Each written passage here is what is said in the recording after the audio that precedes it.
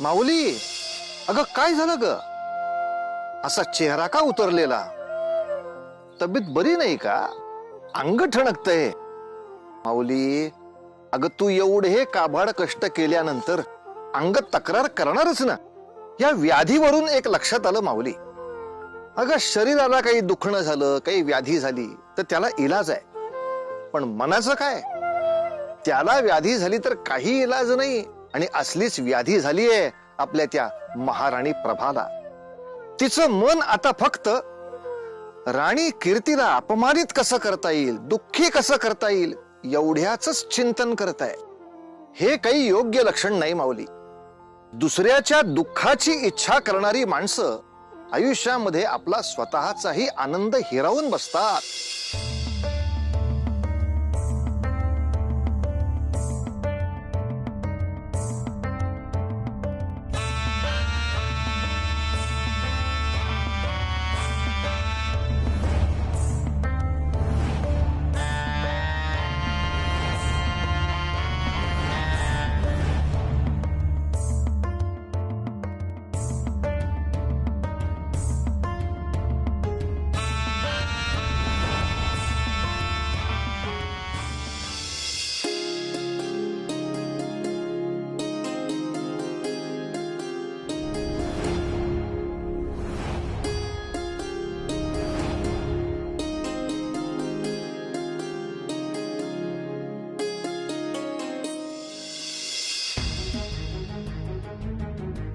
काय महाराणी, आपण जसे ठरवले होते तसेच झाले ना? जे त्या थाळीमध्ये शेणाच्या गोवऱ्याचा नैवेद्य पाहून त्या कीर्तीचा चेहरा अगदी पाहण्यासारखा झाला असेल. मला तरी शांत हो, शांत हो. तुला एक कार्य दिले होते ते देखील तू व्यवस्थित संपन्न केले नाहीस. महाराणी, तिच्या थाळीत पुन्हा मोदक कसे आले? काय? नाही महाराणी, मी स्वतः ते मोदकाचं ताट तुम्हाला आणून दिले होते आणि तुम्हीच तर मला त्या शेणाच्या गोवऱ्याचं ताट होतं ते तिथे ठेवायला दिलं होतं. हो ना? मग मी आता स्वतःच्या डोळ्यांनी पाहून आले, त्या थाळीत पुन्हा मोदक कसे आले. साक्षात गणरायांनी ठेवले. म्हणजे माझा संशय खरा ठरला तर?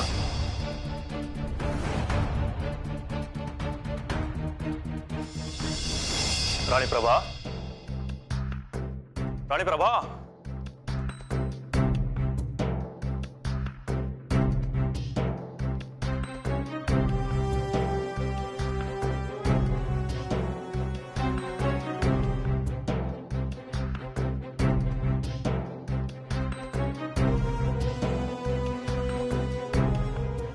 नैवेद्याचे ताट आणि प्रभाच्या कक्षेत?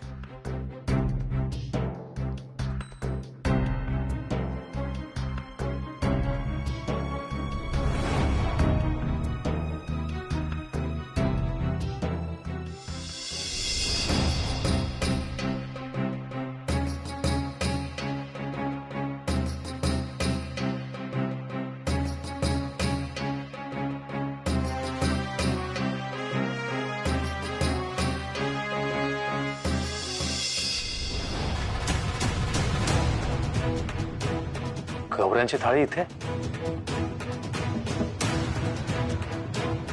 कुठेतरी पाणी मुरतंय.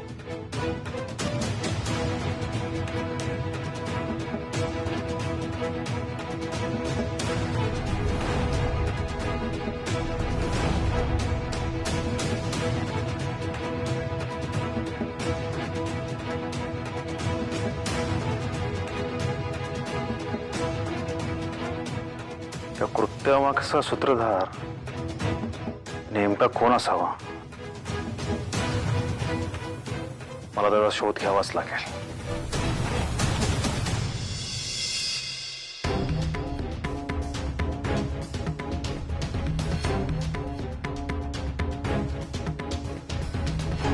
वा प्रभाराणी वा. स्वतःची बाजू सतत वरचढ ठेवण्यासाठी, कायम दुसऱ्याला कमी लेखण्यासाठी मनुष्य किती खालच्या पातळीवर जाऊ शकतो हे आज तू नव्याने सिद्ध करून दाखवले आहेस. महाराज, तुमचा काहीतरी गैरसमज होतो आहे. मी हे काही बोलण्याची आवश्यकता नाहीये. सारे काही उमजले आहे. किती लांछनास्पद वागणे आहे तुझे. मनुष्य म्हणून कीर्तीप्रती असलेली तुझी घृणा तू आता देवाच्या दरबारी घेऊन गेलीस. तुला सुद्धा माहित नाही की तू माणूस म्हणून किती खाली उतरली आहेस आणि या राजा प्रियवतच्या मनातून देखील तू उतरली आहेस. काय आमची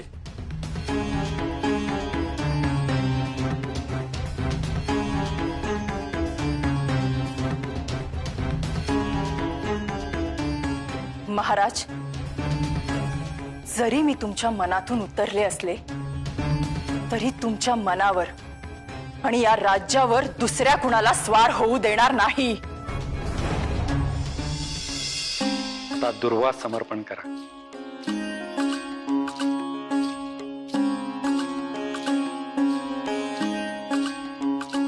वक्रतुंड महाकाय सूर्यकोटी समप्रभ निर्विघ्नं कुरु मे देव सर्वकार्येषु सर्वदा.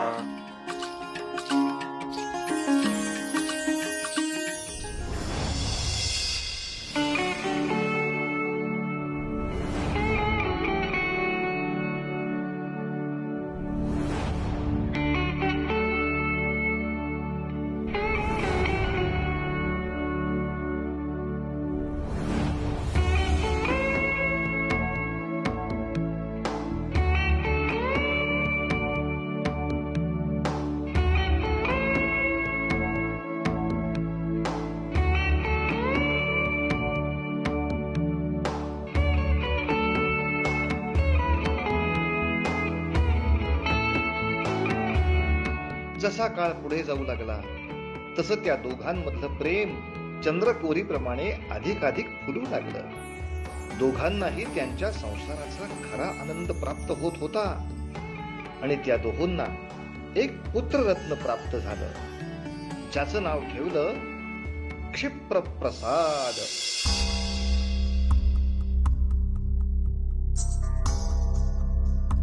बाई बाई बाई बाई, काय हो हे महाराणी, नशीब इतके जलद गतीने आपली बाजू उलटेल असं कधी वाटलंच नव्हतं मला. मला ना आजही तो दिवस आठवतोय ज्या दिवशी राजकुमार पद्मनाभ याचा नामकरण सोहळा होता. त्या दिवशी नव्हती बाई केली एवढी सजावट. काय हो, त्या राणी कीर्तीने अशी काय जादू केली आहे, काय किमया केली आपल्या महाराजांवर की त्यांचा एकाएकी तुमच्यामधला रसच उडून गेलाय. अगं, गेल्या काही वर्षात मी काय चुका केल्या आहेत ते समजले आहे मला. अगं, आपली पावलं कायम चुकीच्याच दिशेने पडली, मग आपल्या नशिबात सगळं चांगलं कसं होईल. हो महाराणी, हे काय बोलत आहात आपण. मी बोलण्यात काय गुंग झाले. मला ही खीर घेऊन जायची आहे.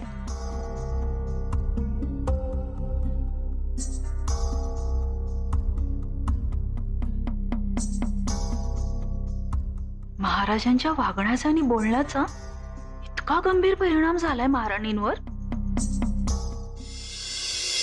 कोणाचं बारस आहे आज? हा, काय नाव ठेवायचं बरं? काय ग, कसलं गोंडस आहे.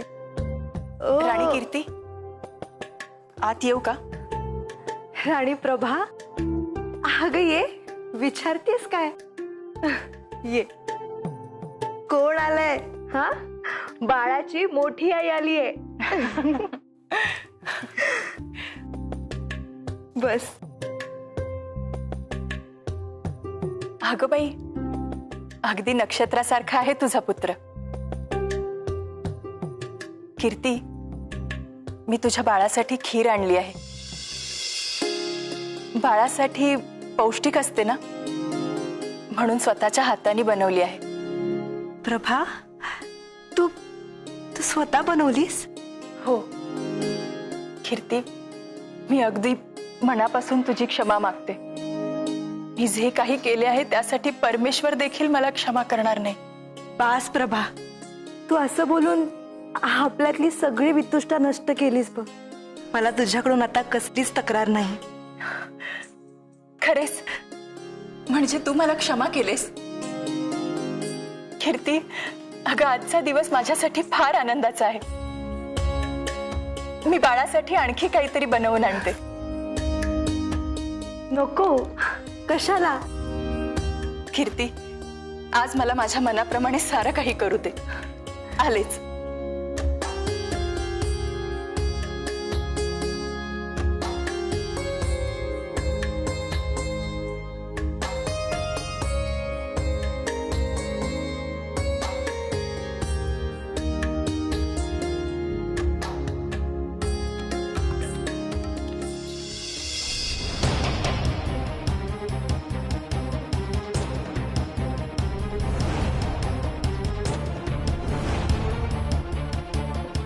आज बारस आहे आपल्या बाळाचं.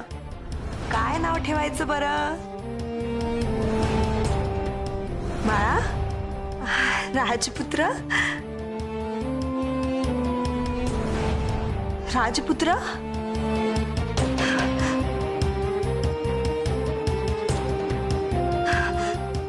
राजपुत्र. बाळा, काय होतंय?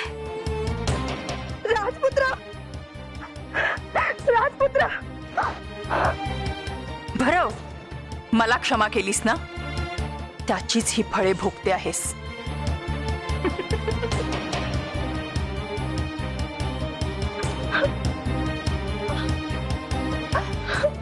राजपुत्र, कोणी आहे का तिकडे? राजपुत्र, काय होतं आपल्याला? कोणी आहे का तिकडे? राजपुत्र.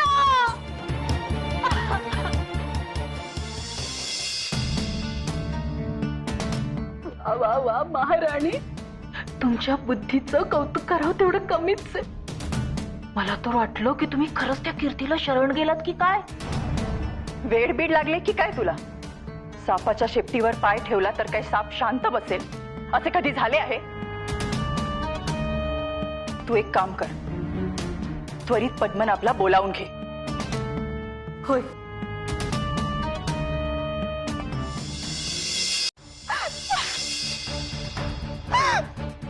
प्रभू,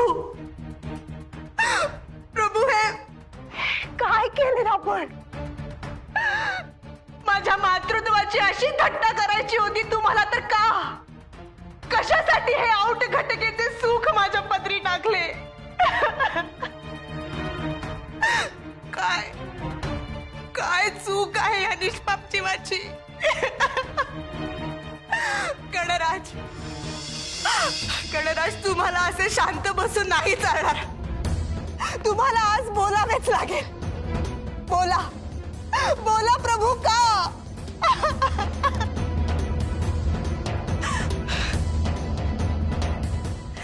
ठीक आहे, मीच येते तुमच्याकडे आणि माझ्या सगळ्या प्रश्नांची उत्तरं मिळवते.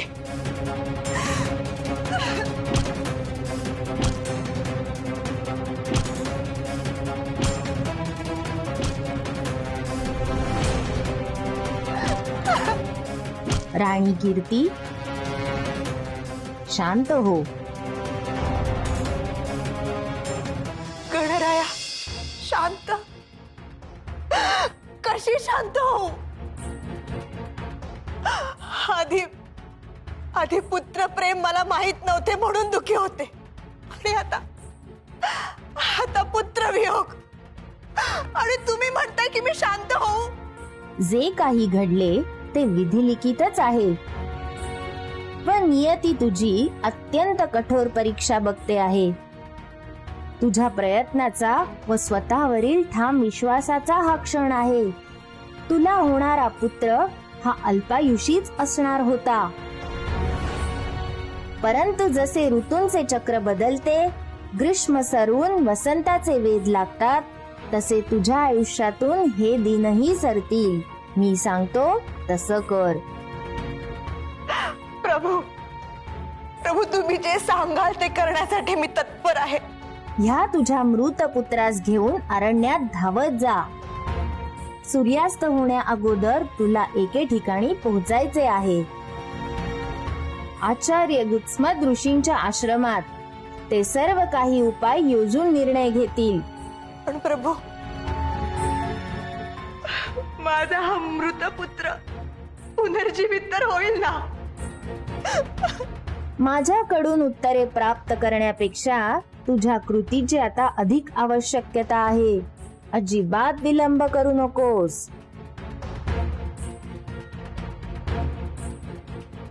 तथास्तु.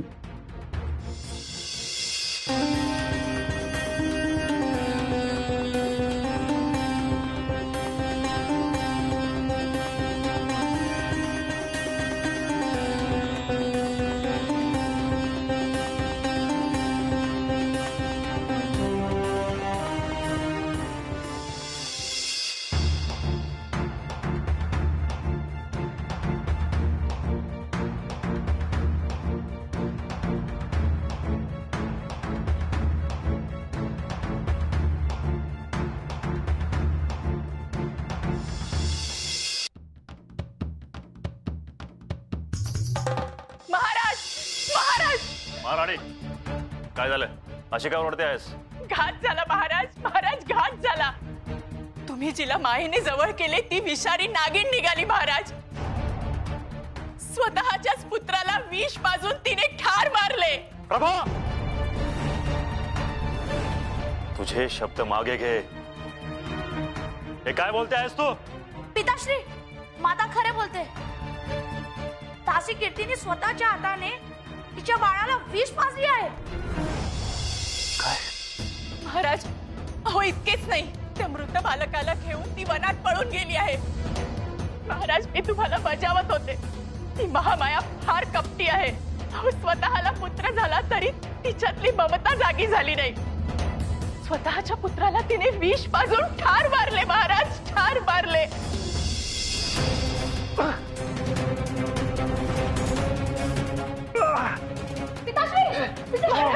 महाराज, तुम्हाला काय होतंय? महाराज, महाराज काय होतंय? महाराज काहीतरी सांगा. पिताश्री उठा. महाराज बोला माझ्याशी. माता काय झालं पिताश्रीला? महाराज अहो बोला माझ्याशी.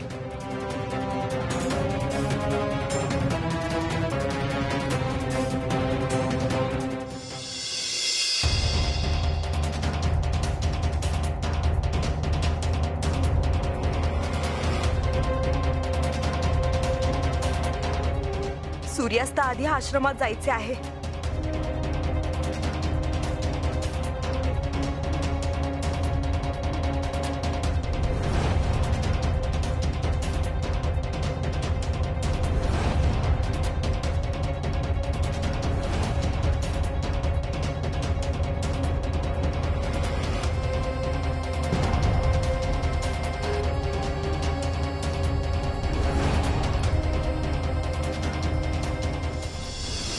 हे प्रभू, हे माझ्या हाती असतं तर मी या क्षणाला ही घटिका थांबवली असती आणि सूर्यास्त होऊच दिला नसता.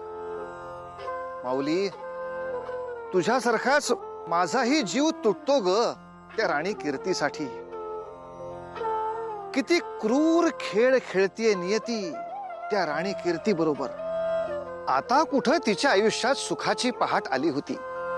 राजा तिच्या जवळ आला होता आणि मुख्य म्हणजे तिला पुत्रप्राप्ती झाली होती. पण असं असून सुद्धा आज तिची कूस रिकामीच आहे माऊली, रिकामीच आहे. आणि ही नियती सुद्धा त्या कपटी प्रभाच्याच पारड्यामध्ये सुख का देतीये? आता श्री गणराय यांनी सांगितल्यानुसार कीर्ती गृत्समद ऋषींना भेटू शकली नाही तर, आणि हातातून निसटलेल्या मृतपुत्राचं काय होईल? पाहूया पुढल्या भागात. तोवर उतू नका, मातू नका, घेतला वसा टाकू नका.